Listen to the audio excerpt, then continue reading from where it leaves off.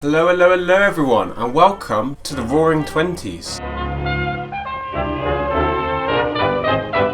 That war, that was terrible, right? Terrible, terrible time. But let's forget that now. That's in the past. That's last decade's problem. And let's start making good films. Let's get some colour in this scene, you know? Let's start introducing Technicolor. I mean, it's not going to be anything special right now, but, you know, we might as well try and get some colour in there. Film stars are just bigger than ever now. We've got, you know, proper big faces like Buster Keaton and Charlie Chaplin. The film star thing is a real craze. I feel like I say this most episodes, but this time period is just a new height for films. And this era is responsible for some of the biggest silent film classics out there. As per tradition, I have seen 16 films from this time period, the years 1920 to 1925. So, without further ado, here is my top 10. At number 10, we have Three Ages. This is another Buster Keaton film. So this film is primarily a parody film. It aims to parody the film Intolerance, which is a D.W. Griffith film. I did talk about this last time, but just to sort of recap, Intolerance is a film where it's basically an epic scale story and it takes across loads of different time periods, whether that be modern day or the Jesus times, French Revolution, all that kind of stuff. So this is a parody of that, and it's a bit simpler. You know, you've got your Iron Age, your Stone Age, and your Modern Age. And you know what? I think the best bit about this is probably what I just described, the parody feature. In Intolerance, there was a lot of quotes that would sort of try and get the audience to consider what they were watching and stuff, like just insightful moments. This does the same thing, but just with more stupid quotes. It's very excessive, and it just, yeah, it manages to take the piss. Another way that it takes the piss is, rather than being like, oh my god, look at all the hatred that's been going on through all of history, instead it's like, look at this, there used to be a football game, and then before that there was cats and dogs racing. Something about the cats and dogs that did kind of trouble me is, did they actually do that? Did they actually make a cats and dogs kart thing? It looks like they did. Yeah, there's some cool stuff in here, like the stop motion and all that, but obviously it does not compete with the scale of Intolerance. The scale of Intolerance is massive. There is an attempt made to kind of compete with that.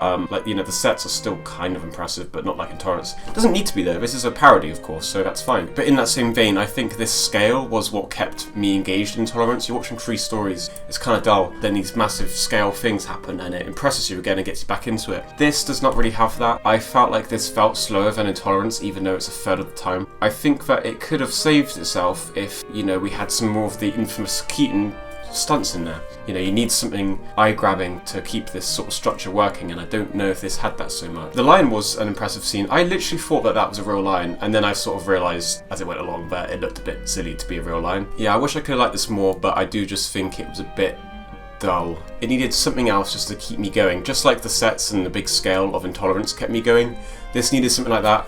And I don't think that the stunts or the comedy was quite doing that for me, unfortunately. However, a good parody film, and a very early parody film, so yeah, respect.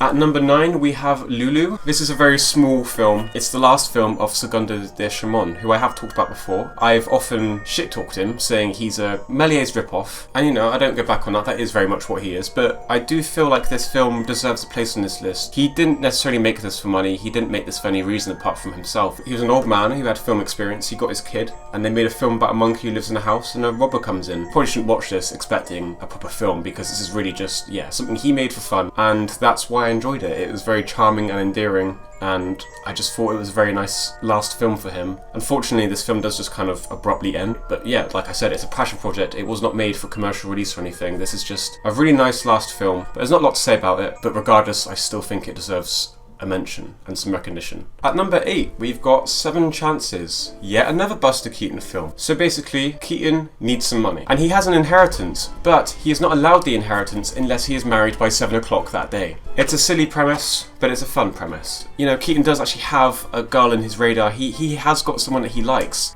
but that kind of goes tits up when she realises that his motivation for marrying her is for the inheritance. Even though actually it is for both, but she doesn't realise that, and fair enough. That's the premise. I won't get into the rest of the story just yet, because I feel like I need to mention these new technical innovations that are shown in this film. This is some very early Technicolor, and when I say Technicolor, I mean real colour. I have talked about colour in the past, and it's been hand-painted frame by frame, so that's not real colour. This is real colour, just with very limited channels, so you don't really get the complexity that you see in modern day colour, or even colour in 20 years. Yeah, so for that reason, it looks kind of just saturated and dull. It's not like Wizard of Oz. Wizard of Oz is really the first proper full colour film. But yeah, the technology is here now. We can actually see real colour. It's just a very limited palette of colour, which is why it's good that they didn't do this whole film in colour. They just did the prologue in colour, and I think that works very nicely. If the whole film was in colour, that would just look tacky and shit. There's lots of great moments where he's asking different women to marry him for this inheritance, and he's just funny. He's just really funny. In terms of the films I've talked about in this series so far, this is probably the first time I've actually cringed at a scene, like a cringe comedy scene. You know, when he turns around and suddenly everyone's looking at him. I thought that was a funny as fuck scene. You know, you could argue that this is a sexist plot. I think it's relatively inoffensive. It's, you know, it's nothing outlandish. However, I do think the racism is really bad in this film. The joke about him being like, oh, a woman, and then realising she's black and turning away, that is not a good joke.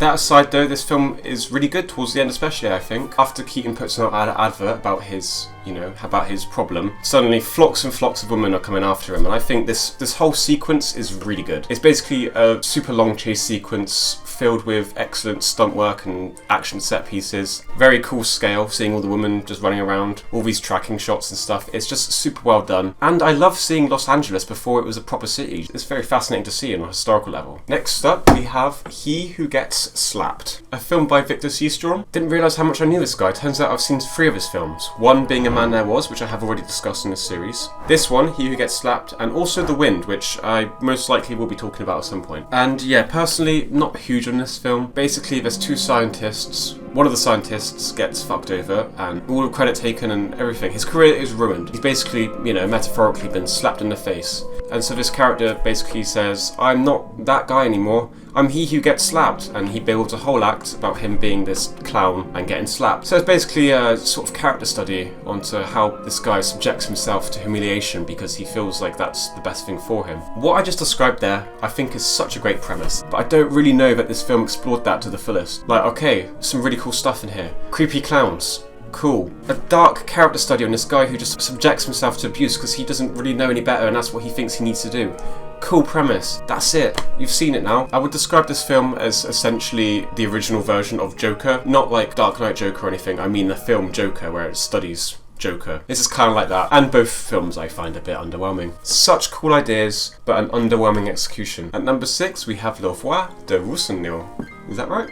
Now this is another film by Ladislas Stevic. He also did The Cameraman's Revenge, which I ranked at number 1 in one of my videos. He's just an awesome animator, a pioneer of animation and stop motion. This is another great one. The Cameraman's Revenge was very adult in comparison to this. This is more of a kid's film. Now this film doesn't use Technicolor, but instead favours the traditional hand-painted method that the older films followed. I think it's generally well used here because you've just got a lot of vibrant greens and browns and quite bold colours because of the setting in the garden. So yeah, I think it's quite well used here. And the animation is honestly excellent. There was one moment where this rat sort of transforms into a bird, or is it the other way around? I can't remember, but either way, that looked really seamless. For a second I was like, what just happened? I had to rewind it and see the animation actually happen. Once again, animating dead animals, and sometimes it looks really realistic, and then other times the grasshoppers are riding the fairies, and then you start being like, okay, yeah, this is fake. Now, something that is a bit disappointing about this, you got all your colour, you got all your animation, however, you have not got your music. It is kind of a shame, like, you should have music in a film that's literally called Voice of the Nightingale. Overall, I think this captures the childlike imagination super well and uses the technology that's available to it to work with that. The use of colour, the use of animation, it's all very well used and not tacky at all. It has a worthwhile message and purpose by the end of it, so I'd highly recommend this one, and it's only short too. At number 5, we have The Whale by Abel Gance. I've talked about Abel Gance before. I've again ranked one of his films at number 1 before. This one is a bit different. This one is massive. This is a 7-hour silent film epic. And for me, personally, having seen this 7-hour film twice, I can say that it is too long. In anticipation for this video, I actually watched it again, and as I was watching it, I was cutting out scenes that I didn't think were necessary. And so I actually made this 3-hour version, which I was going to release into 1-hour episodes. So when I put up the first episode, fucking got blocked, which I'm super mad about because this film is over 100 years old. Barely anyone is interested in watching a 7-hour silent film. If anything, I'm making more people watch it by adapting it into a 3-part series. It's a real shame, I think, because this film is let down by its length, I feel. Had my version been the original, I might put this film in number 1, who knows. But forget the length, I love this film anyway. The themes and story and setting is just excellent. So the whole idea of the wheel, metaphor for modernisation, I guess you could say. And so as the wheel spins, it moves progress progress along, it moves things along, but at the same time, the small people, unimportant people, will get crushed in the process of modernization. That is what happens time and time again. The setting of this is excellent, I think. Having it be set in a railway station, it's just got such a good atmosphere and setting, I think. I love the idea of this, I love the premise of this.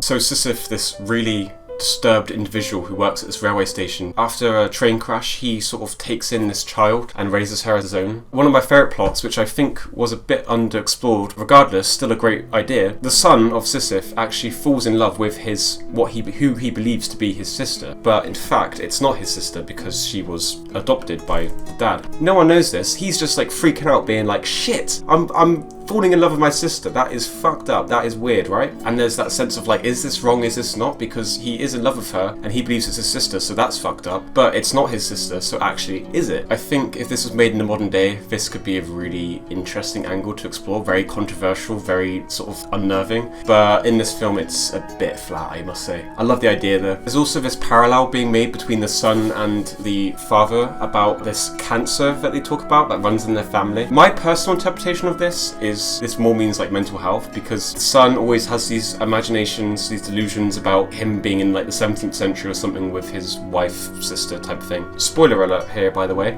But when Sisyph goes blind and moves to the Alps, I'm actually convinced that he doesn't actually move to the Alps. I think he actually just conjures this new setting in his imagination, because obviously in the Alps you're still seeing the train, you're still seeing the wheel outside the window, you're still seeing the daughter, and you're still seeing Mashafis, who is the railway worker. So everything that was at home is still there once he's gone blind, but we're supposed to believe he's in the Alps. I'm sorry, I call bullshit. It's one of his delusions. That is, I think, what is the cancer in their family. Just like Abel Gantz's other films, there's so many amazing scenes. There's a real intense scene with all these quick, fast cutting.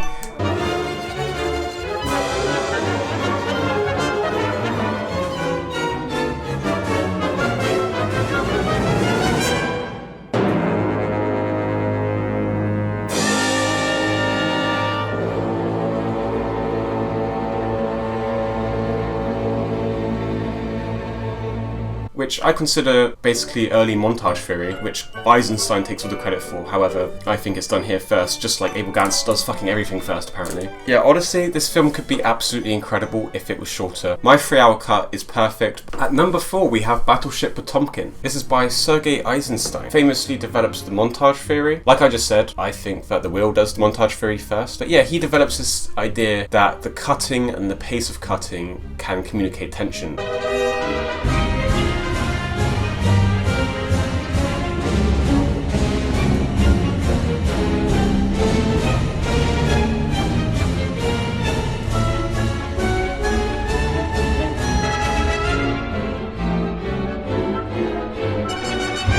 Peaceful on the boat, cuts just every now and then. You know, when it's the famous Odessa staircase scene and everything's going fucking crazy. Cut, cut, cut, cut, cut. This is crazy, like everything's going bad.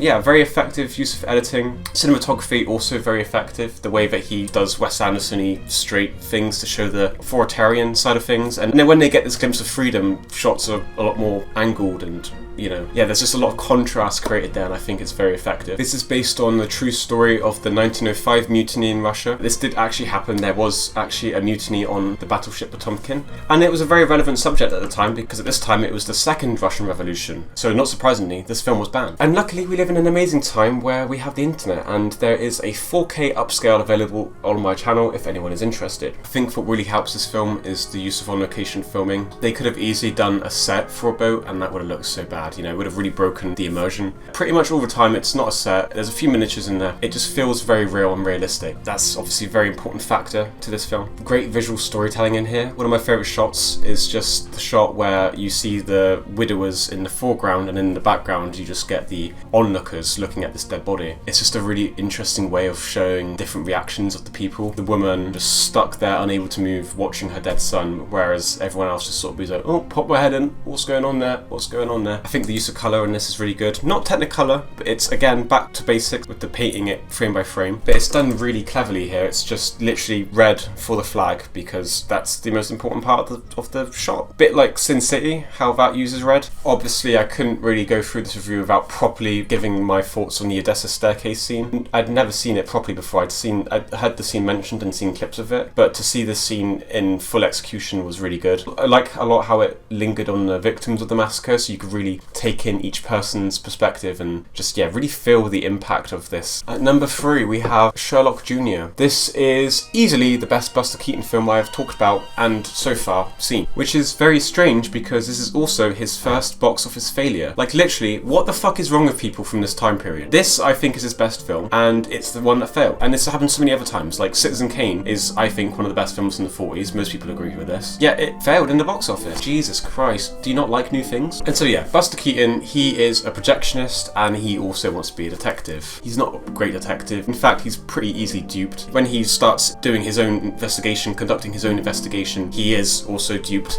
He is framed. So life is looking not so great for him, and that's where movie magic comes in. While he's working as a projectionist, he falls asleep, just falls into the dream world of films, I guess. I feel like that's kind of the idea it's outlining. And this is communicated really, really well in a scene where he runs to the screen and jumps into the films. I love how they did this. Use a lot of lighting tricks to sort of black out things, edit in new footage later. So yeah, for modern day audiences, the way they achieve this is basically standing in front of a green screen. But not a green screen, because how would you use a green screen when films are black and white? But yeah, this looks awesome. Like the way the background changes and he sort of interacts with the different backgrounds. It's so flawless. Yeah, that effect was excellently achieved and a very entertaining sequence, I thought. Keaton is on fire in this. He is so good. Everyone talks about Keaton's stunts and how amazing they are, and I think this is the first one where I've really truly seen that. Him driving across past the train, nearly getting crushed, the water stunt, and his comedy acting is also at a height, I think. I love when he's watching the film and taking direct notes, using it as advice on the woman. He kills it. His look is excellent. When I talked about Seven Chances, I talked about how that kind of built towards a big grand chase sequence at the end. This does the same, but even better. Generally found myself like on the edge of my seat. This is intense, this is funny. Everything I discussed, like the good comedy, the good stunts and all that, that's present in his other films, but balance here is really struck perfectly. They really got it right. And so you're not there like, oh, come on, pick up the story, or where's the comedy? It's all there and it's all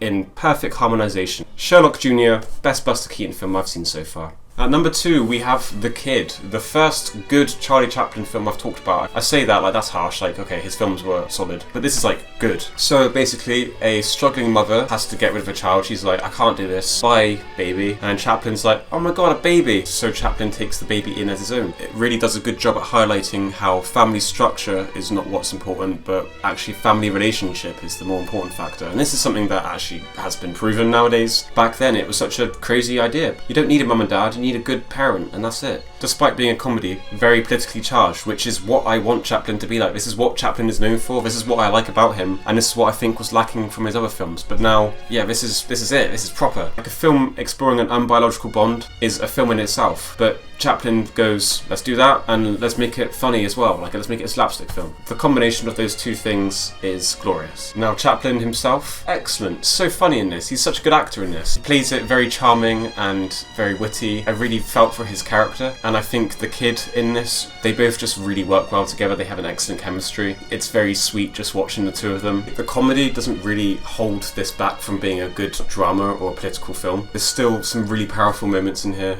Overall, good comedy, good political messaging, good performances, and a bonkers ending. So yeah, I had a lot of fun with this one. Number 1, we have Nosferatu. Now I'm sure that didn't come as a surprise to many people. Nosferatu is such an iconic horror film. Objectively the first actually good, proper horror film. The story behind this film is as fascinating as the film itself, I think. Originally meant to be a Dracula adaptation, however the family would not give the rights to the people, so they were like, okay, I guess we've got to rip off Dracula and do our own thing. Which is when the idea idea of Count Orlok comes in, or aka Nosferatu. And by not being restricted by the original source material, they were really able to do what they wanted with this film. The structure of this is very much like the structure of horror films nowadays. This really set a precedent. There's a young man, Hutter, who works as an estate agent, and he's been sent on a task to visit Count Orlok in his castle. On his way to the castle, which, by the way, the scenes of this look absolutely gorgeous, the location footage, gorgeous. Wherever they film this, it just looks amazing. Yeah, along the way he hears all these mysterious rumours about vampires and things, and he's all just like, okay, whatever, I'm not sure if that's true, but I'm just gonna go and see Count Orlok, you know, regardless of what you're saying. He goes with it quite confidently, even after he sees Count Orlok, all shrouded by his mysterious outfit and his creepiness. He still goes to dinner with him. He lets it sit quite a while before he's like, this guy's a fucking vampire, isn't he? Like the makeup design for Count Orlok, he's really scary, and the actor Max Schreck, great performance. Iconic and disturbing, creepy villain. Like there's a reason people still sort of fear his face now. I think the way that we don't see Nosferatu immediately, we sort of hear about him and then we see him cloaked up. It leaves you wanting to see him properly, and that I think is key to a lot of the horror. That a lot of the suspense is not knowing what he properly looks like. And when you do see what he looks like, there's this whole plot about the plague spreading and him, you know, all the rats and stuff. I didn't really care for that so much. I think it's a good idea, but I just wish it didn't go on for about 40 minutes and rather 10-15 minutes. Because the ending and the moments leading up to that, so many iconic moments, so many scary moments, generally just a really excellent horror with an excellent atmosphere, but bogged down perhaps by a redundant plot about the plague. I didn't feel that plot so much, but some incredible moments and just an excellent horror film. This film is so iconic, so famous, just because of that incredible atmosphere it creates. Put it this way, I was born in 2002 and I knew about Nosferatu from a young age because of just how infamous he is, because he's just such an iconic figure, and yeah, he's really made his way into pop culture. Wait! If that was you on the phone and you on the bus, then who was flickering the lights?